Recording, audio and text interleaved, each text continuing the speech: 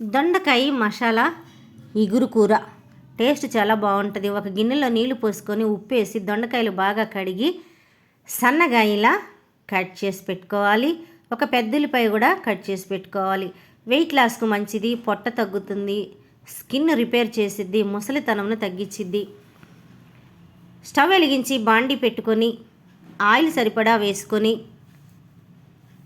Cut చేసి పెట్టుకున్న పెద్ద ఉల్లిపాయలు ఇందులో వేసుకోవాలి. కొంచెం నూనె కాగిన తర్వాత వేసుకోవాలి. ఆ తర్వాత పచ్చిమిర్చి ఒక 5 వేసుకోవాలి. అల్లం చిన్నుల్లిపాయ పేస్ట్ కొంచెం వేసుకోవాలి. అల్లము పైత్యాన్ని తగ్గించిద్ది. చిన్నుల్లిపాయ బ్లడ్ సర్క్యులేషన్ బాగా జరిగేలా చేసిద్ది. ఇది కొంచెం మగ్గిన తర్వాత వేగిన తర్వాత పొడవుగా సన్నగా కోసి పెట్టుకున్న ఈ దొండకాయ ముక్కల్ని ఇందులో వేసుకొని ఉప్పు కొద్దిగా పసుపు కొద్దిగా వేసుకోవాలి. వేసుకొని గరిటె సహాయంతో బాగా కలపాలి.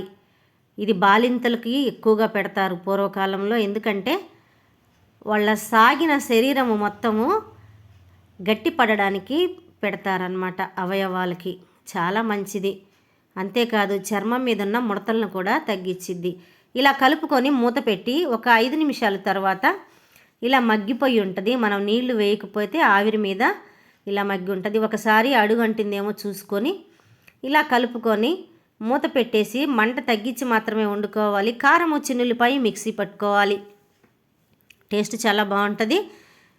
మిక్సీ పట్టేశాను. పట్టిన దీన్ని ఇందులో వేసుకొని ఆ తర్వాత 2 టమాటాలు తీసుకొని ఆ టమాటాలు ముక్కలుగా కట్ చేసేసుకొని మిక్సీ వేసుకొని మిక్సీ జార్లో వేసుకొని మిక్సీ పట్టుకున్న తర్వాత మిశ్రమాన్ని ఇందులో వేసుకోవాలి. ఆ తర్వాత నీళ్ళ సహాయంతో దీనికి అంటుకున్న టమాటా జ్యూస్ను కూడా నీళ్లు పోసేసి ఇందులో పోసామంటే వేస్ట్గా పోకుండా ఉంటుంది. ఇప్పుడు బాగా కలుపుకోవాలి.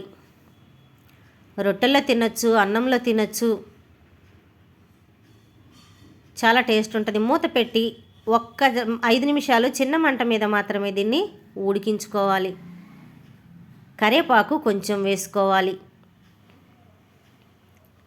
మూత పెట్టేసి కొంచెం ఒక 3 నిమిషాలు ఆగిన తర్వాత మూత తీసి కొత్తిమీర కూడా వేసుకొని ఒకసారి బాగా కలిపి మూత పెట్టుకొని మగ్గించుకోవటమే. చపాతీల్లోకి అన్నంలోకి చాలా టేస్ట్ ఉంటుంది.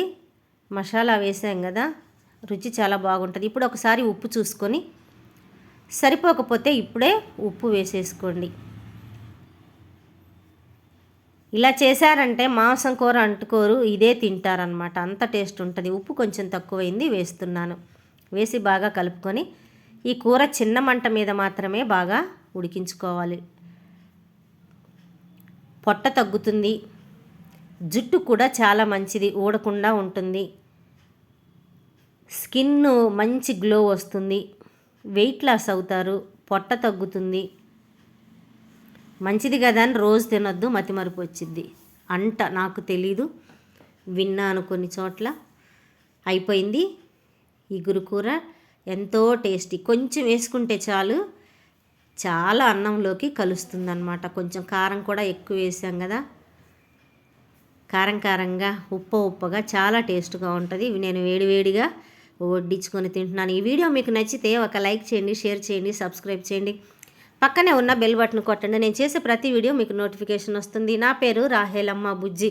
నా వీడియోలు చూస్తున్న ప్రతి ఒక్కరికి హృదయపూర్వక ధన్యవాదాలు. మరొక వీడియోలోకి వెళ్ళిపోదాం.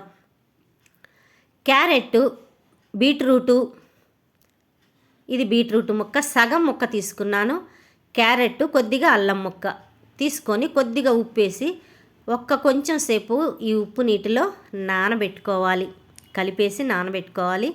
ఆ తర్వాత బాగా కడుక్కొని, ఇది రక్తం పర్సంటేజీని పెంచిద్ది, బీపీని కంట్రోల్లో ఉంచిద్ది, వాత నొప్పుల్ని తగ్గించిద్ది, కంటి చూపుని మెరుగుపరిచిద్ది. అంతేకాదు స్కిన్ మీద మీకు మొటియాలతో నల్ల మచ్చలతో బాధపడుతూ ఉంటే ఇది కడుపులోకి తీసుకోవడం ద్వారా సమస్య పెద్దదవ్వకుండా తగ్గుతుంది. ఇలాంటి దాంతో తీయండి. మీకు ఇది ఇబ్బందిగా అనిపిస్తే చాకుతో కూడా చక్కగా తీసేసుకోవచ్చు. చిన్న ముక్క కాబట్టి దీనికి అంతగా ఈజీగా రాదు. ఇలా చాకు అనుకో మూలల్లో ఉన్న చిన్నది కూడా వచ్చేస్తుంది. పైనది మాత్రం కంపల్సరీ తీసేసుకోవాలి. అల్లం కూడా అంతే, పైన ఇదంతా గీరాలి, ఆ పొట్టు అనేది పోవాలి. ఈ అల్లము వేసుకోవడం ద్వారా నొప్పుల్ని తగ్గించిద్ది, హెల్త్కి చాలా మంచిది. క్యారెట్ పైన ఇలా గీరాలి, కంపల్సరీ గీరాలి. ఎందుకంటే ఇసుక ఉంటే ఏదైనా పోయిద్ది. క్యారెట్ని ఇలా చిన్న చిన్న ముక్కలు కట్ చేసుకోవాలి, కంటి చూపుకి ఎంతో మంచిది. అల్లము వాత నొప్పుల్ని తగ్గించిద్ది. బీట్రూట్ను కూడా చిన్న చిన్న ముక్కలుగా కట్ చేసుకోవాలి,